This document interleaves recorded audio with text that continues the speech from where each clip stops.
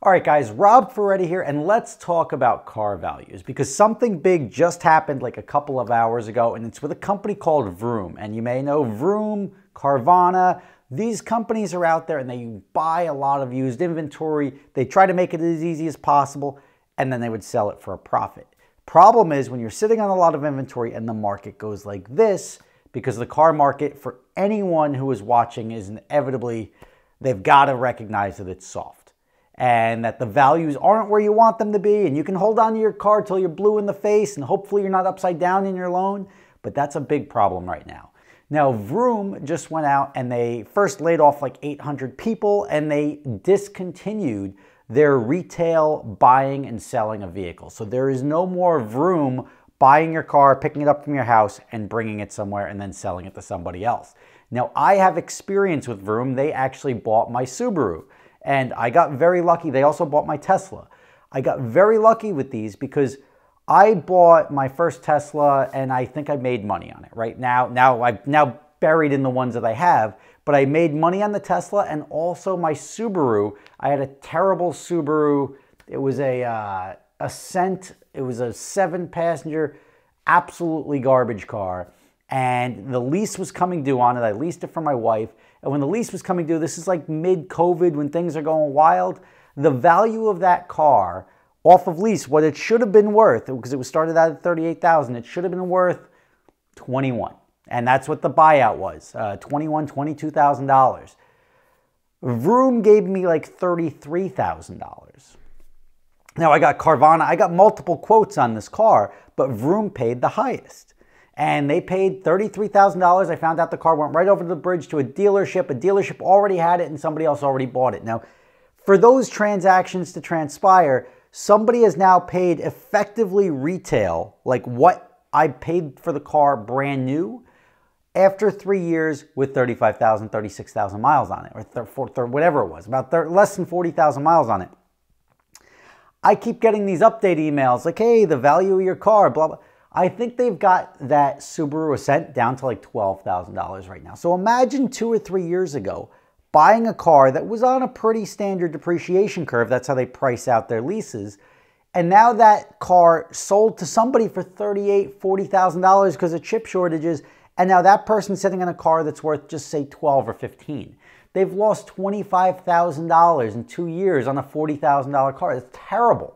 And they've got 60,000 miles on it or something by now, but that's not a good look. I had the same thing with my Tesla. I had the Tesla Model 3.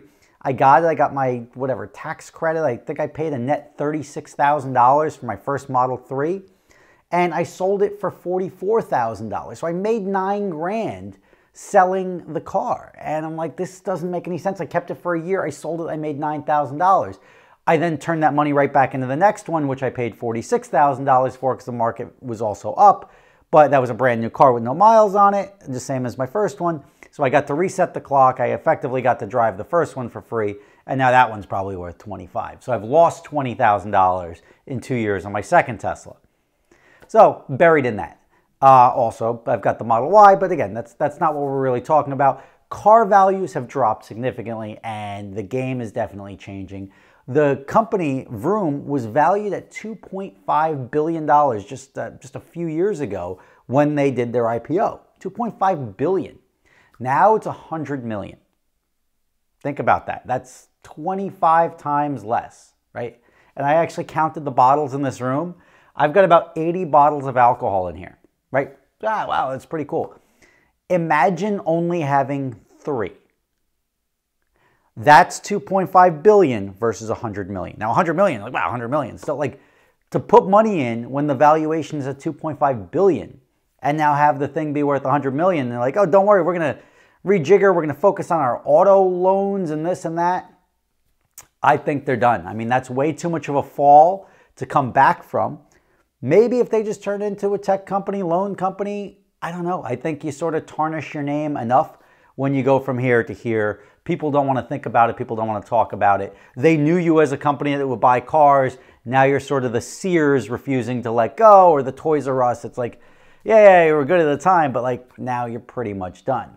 So a lot of people out of work, but this is also a bigger indicator of what's going on in the market. A lot of people love to hold on to prices and say, like, I know what it's worth, but you have to acknowledge at a certain point in time, it may not be worth what you want it to be worth. Now, I think, let's look bigger picture.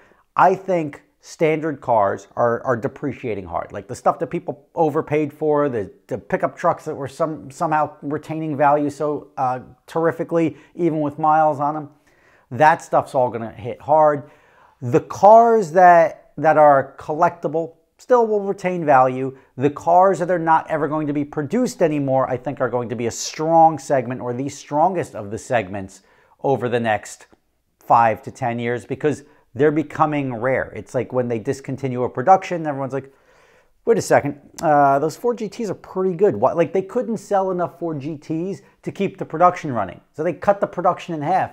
Next thing you know, people would line up to have them start that production line back up. The cars are selling for triple what they sold for new with miles on them, or even with low mile, whatever it is. Like they're selling 3x what the MSRP was when they couldn't sell them off the dealer showroom floor. Same thing happened with Carrera GTs, SLR McLarens, LFAs. These things sat for years and it's like $450 down to $300, $320. Who wants to buy this thing? Nobody would buy it.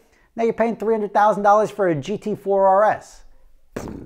So like, fun cars and analog cars and non-hybrid cars, I think are going to be very strong as the billions of people on the planet decide to start scooping them up, knowing that there's not going to be anything like that in the future, at least from a major manufacturer.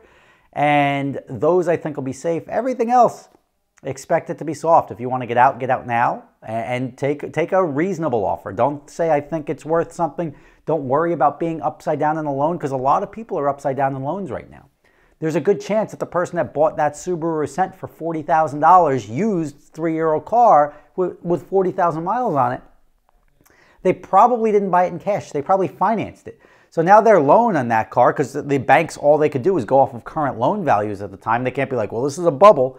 They have to lend. Otherwise, the payment will be $1,800 a month for a $40,000 car on lease. So if somebody leased that car at $600, $700 a month, which was double what I was paying, they're still not amortizing it down to where it actually is worth now. So they're upside down on it. Everybody's upside down. The banks are upside down on loans. And people, what they're going to start doing is try to figure out how to hold on to their cars.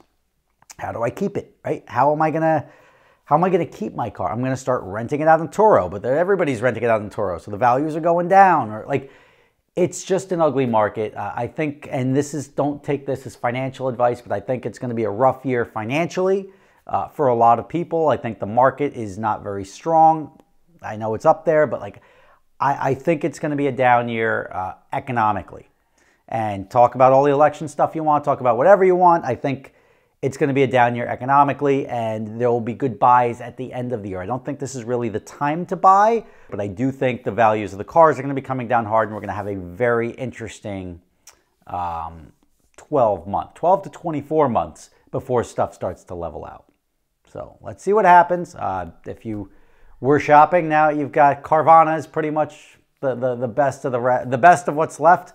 But even then, you're not going to get strong offers. A lot of times, like I was trying to sell some cars, the offers I was getting from Carvana and everything else on these cars that are nothing wrong with them are 30,000 or whatever, 25% under what the Manheim wholesale is. So what it's going through auction at, they're offering 25% under where they used to be offering Manheim plus. So that if that doesn't show you what the market is, how overreaching, oversaturated, how much of an effort that Vroom was going through to try to steal the business and win the customers, because I had a great experience. Anyone will have a great experience when you give them more for something than it's worth. And I had a great experience. They were able to turn that and use that hiking of the market to grab a lot of inventory and sell it to people when they needed it. But that has since dried up. They were left with a bunch of cars, and a lot of cars that were worth a hell of a lot less than they should have been, and a hell of a lot less than they paid for it. And then the big guys at the top said, we're down to 3 bottles. So if you worked at Vroom, sorry you lost your job, but if you invested in Vroom on the IPO, you're probably feeling even worse. I'll be buying cars in the spring, just like I always will. The safest way to navigate this is if you buy and sell seasonally, or if you buy high, sell high. If you don't, you're never going to be the guy that always buys low and sells high, or always buys high and sells low, which is easier to do. but you're never going to always win. So just sort of ride that wave and make sure if you're getting into a hot market, you're also selling at the same time. Yeah, Rob Ferretti. Thank you for watching. See you next time.